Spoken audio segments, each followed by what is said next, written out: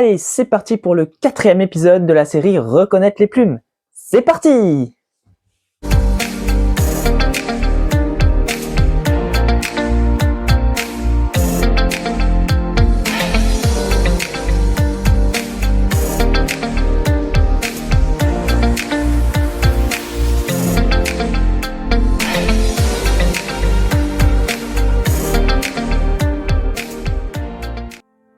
Donc la vidéo fonctionne toujours en 3 temps.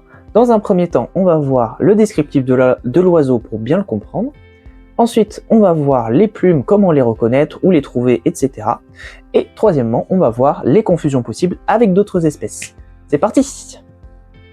Donc la buse variable fait partie des rapaces diurnes, c'est un Accipitridae, et on la retrouve donc dans toute la France, de la campagne et la montagne surtout. Dès qu'on sort de la ville, on peut la trouver. Elle mange principalement donc des rongeurs, mais aussi des vers de terre en hiver et des charognes parfois. Elle fait environ 50 cm de long, donc du bec à la queue, et une envergure de 110 à 130 cm. Donc c'est déjà un beau petit rapace. Sa période de mue pour les plumes va de mars à novembre. Donc deuxième partie, les plumes. Où va-t-on les trouver? Alors dans un premier temps, sous ses perchoirs. Donc ça peut être des grands arbres avec des branches dénudées. Exemple, un vieux châtaignier au milieu d'un champ. C'est un exemple. Mais également des poteaux électriques et des piquets en bois. On peut les trouver également sur les chemins en bordure de forêt. Donc pour les reconnaître, on va utiliser 4 couleurs principales. Le noir, le brun foncé, le brun un peu plus clair et le blanc crème. Sauf qu'il faut savoir que la buse, on appelle la buse variable car elle a plusieurs formes, plusieurs plumages différents. On va avoir une forme plutôt claire, une forme plutôt brune, une forme plutôt rousse et une forme plutôt sombre. C'est les 4 formes différentes les plus largement répandues. Nous, on va s'arrêter sur la forme la plus classique qu'on rencontre de partout, la forme brune. Entrons dans le vif du sujet. Donc pour les rémiges primaires, les P2 à P5 ont une échancrure très visible. La P6 a une échancrure qui est un peu moins visible, mais elle est tout de même présente. La partie haute de la plume de toutes les rémiges primaires sont noires. Le vexille externe de la plume est brun barré de brun foncé, qui tire un peu vers le noir. Et le vexille interne, il est plus ou moins barré de brun foncé. Et pour ce qui est de P2 et P3, elles n'ont quasi pas de barres, ou alors une ou deux, simplement. Puis à partir de P4 et P5, il y a une augmentation du nombre de barres, donc 5 à 7 en gros, qui reste assez stable. La zone brune devient plus claire autour du rachis à partir de P3 et P4 et ça s'élargit au fur et à mesure, rétrécissant ainsi la zone blanche. Donc pour P7 à P11, les primaires ont une forme caractéristique de rémige primaire, donc pointue sur le haut de la plume vers le rachis, assez pointue, et donc le haut de la plume, côté du vexille interne, il descend plus ou moins en une ligne droite et non courbée, à contrario des rémiges secondaires à laquelle on va parler. Donc le haut des plumes ont une large bande de brun foncé.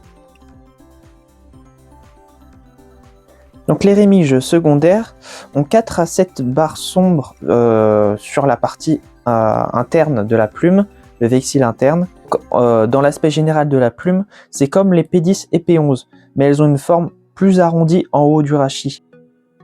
Le rachis des rémiges secondaires sont beaucoup plus courbés que les rémiges primaires, donc à partir de la S1, ils sont ensuite de moins en moins courbés jusqu'à être quasiment droites à la S12.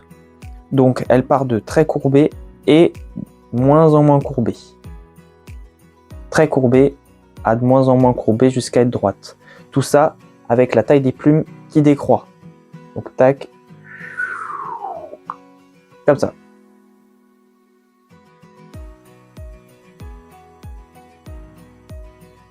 Alors que la S1 est quand même, dans son aspect général, bien proche des rémiges primaires, la S12, donc la dernière, qui est petite et droite, est beaucoup plus claire dans son aspect général. Elle a une forme plutôt brune claire.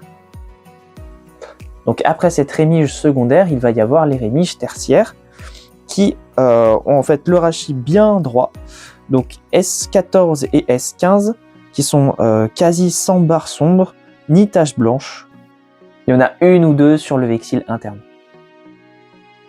Pour l'érectrice, les plumes de la queue, donc le vexille externe de la plume est brun gris, rayé de barres donc brun sombre, donc il y en a à peu près 8 à 10.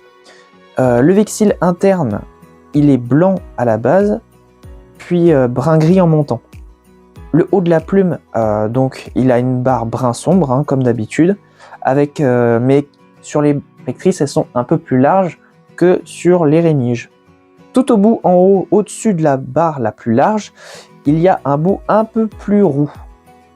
Donc ça, c'est un critère quand même assez intéressant pour une identification d'une rectrice. D'ailleurs, il y a aussi des légères teintes rousses un peu partout sur la plume, un peu aléatoirement. La buse variable, c'est vraiment très très variable sur les couleurs qu'il peut y avoir sur certaines plumes. Donc c'est assez compliqué sur certaines plumes, notamment les rectrices, de bien les reconnaître. Et enfin, une dernière catégorie où on va s'intéresser, ce sont les tectrices. Donc c'est toutes les petites plumes qu'on va trouver un peu partout sur l'oiseau, sur le ventre, sur le dos, voilà, toutes ces petites plumes-là. Donc alors, c'est extrêmement variable, mais un point très important de différenciation avec d'autres espèces, ça va être la base de la plume, qui va avoir une base duveteuse ou pas forcément, mais qui est grisâtre à blanchâtre, et pas noir ou d'autres couleurs, grisâtre et blanchâtre. Intéressant pour la confusion plus tard.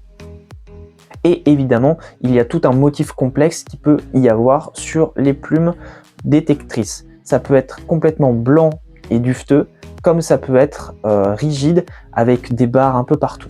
Allez, on passe à la dernière partie qui a été la plus difficile pour moi à écrire, parce que vous allez voir que c'est vraiment extrêmement compliqué de faire la différence entre certaines espèces. Donc déjà, je vais essayer de rester extrêmement simple. Déjà, dans un premier temps, on différencie les différents rapaces en deux catégories, les rapaces diurnes et rapaces nocturnes. Tout ce qui est rapaces nocturnes, les grandes plumes des rapaces nocturnes, sont duveteuses. Donc, c'est pas des plumes qui vont nous intéresser pour les confusions, puisque c'est assez facilement observable, et donc on peut éliminer tout de suite les rapaces nocturnes en confusion. Pour ce qui est des rapaces diurnes, des autres rapaces diurnes, j'en ai noté deux. On va rester sur ces deux-là pour le moment. Le milan noir. Le milan noir, c'est donc une confusion avec la forme sombre de la buse variable. C'est intéressant de savoir avec les différentes formes comment on peut bien les différencier. Donc pour la forme sombre de la buse variable, parce que le milan noir, il est quand même plus sombre qu'une buse forme brune, une forme classique. Et ici, je ne parlerai que des rémiges primaires, secondaires et des rectrices. Je ne vais pas parler des petites plumes et des tectrices pour les rapaces diurnes, tout simplement parce que les confusions sont extrêmes, et même moi, j'ai encore extrêmement du mal à faire la différence entre les tectrices d'une buse, d'un milan noir ou même d'un milan royal, comme on va voir. Bien sûr, les différences sont faisables, mais bon, je vais rester extrêmement simple pour le moment. Si vous avez des questions, n'hésitez pas à les mettre dans les commentaires. Donc, du coup, pour le milan noir, les rémiges primaires du milan noir sont beaucoup plus sombres que la buse. Même dans la forme sombre, elles sont quand même beaucoup plus sombres. Je vous mets les images à l'écran et je vous laisse regarder. Le vexille interne, il est brun-gris, barré de bandes brun foncé. Donc, il y a une absence quasi totale de blanc sur ces plumes-là, sauf P2 à P4 qui, à la base du vexille interne, est blanc. Les secondaires sont encore plus sombres dans l'aspect général, ça tire presque au noir, carrément.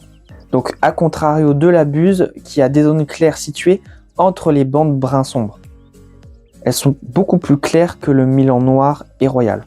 Et concernant les rectrices du Milan Royal sont beaucoup trop grandes par rapport à la buse. Donc, il n'y a pas de confusion possible. Donc ensuite, autre confusion possible avec le Milan Royal. Donc le Milan Royal, il est possible de le confondre avec toutes les formes possibles de la buse variable. Donc on va voir ça ensemble. Pour les rémiges primaires P2 à P6, sur le vexille externe et sur tout le haut de la plume, ça va être bien noir. Alors que pour la buse, ça va être beaucoup plus brun. Attention à cette différence intéressante. La partie basse du vexille interne, il est blanc sans rayures apparentes. Entre la partie noire et la partie blanche se trouve une zone très restreinte de brun gris clair. Ensuite, pour le reste des P7 à P11, le reste des rémiges primaires, les barres sont plus fines et régulières que chez la buse. Le Milan Royal a des rectrices beaucoup plus grandes que la buse. Pour ce qui est des secondaires, c'est comme avec le Milan noir, elles sont beaucoup trop sombres et la buse a des zones claires situées entre les bandes brun sombre, beaucoup plus claires que le Milan noir et que le Milan Royal. Donc ça va dans les deux cas. Donc ensuite, dernière espèce, c'est avec la chouette hulotte que vous pouvez différencier. Pourquoi je dis la chouette hulotte alors que j'ai dit qu'il fallait la laisser de côté tout à l'heure, puisque c'est un rapace nocturne. En fait, ce sont les tectrices, les plumes du ventre qu'il va falloir s'intéresser. J'ai fait un épisode sur la chouette hulotte, je vous laisse aller le voir directement. C'est plutôt là-bas d'ailleurs. et en fait, c'est simple, justement, comme je vous ai dit tout à l'heure, c'est avec la partie basse de la plume, avec le duvet. Le duvet à la base de la plume qui est noir chez la chouette hulotte, alors que chez la buse variable, il est beaucoup plus gris et clair, tout simplement. Donc, dès qu'on a cette information, c'est facile de faire la différence entre une tectrice de chouette hulotte et de buse variable. Pour résumer, lors de vos balades, vous pouvez trouver donc des plumes de buse variable, donc en campagne, en montagne, sous des grands perchoirs, tels que les grands arbres ou les poteaux. Vous pouvez donc trouver ces plumes-là avec les dimensions qui s'affichent à l'écran, mais attention à ne pas les confondre avec les plumes du Milan noir, du Milan Royal, ainsi que les petites plumes de la chouette hulotte. Et pour son aspect général, on retiendra simplement que c'est une plume avec 4 couleurs principales, je dirais même plutôt 3, donc le brun foncé, le brun clair et le blanc crème. Allez, on arrive déjà à la fin de cette vidéo, j'espère que ça vous a plu. N'hésitez pas, si vous avez des questions, mettez-les-moi dans les commentaires. Pensez à vous abonner également à la chaîne, ça me soutient et puis moi je suis super content de vous faire ces vidéos. Donc n'hésitez pas à me dire également pour la prochaine vidéo, pour quel oiseau vous voulez apercevoir dans le prochain épisode. Allez, sur ce, moi je vous souhaite de très belles récoltes de plumes, de champignons et j'en passe. Et je vous dis à bientôt les ptérophiles en herbe. Salut les amis!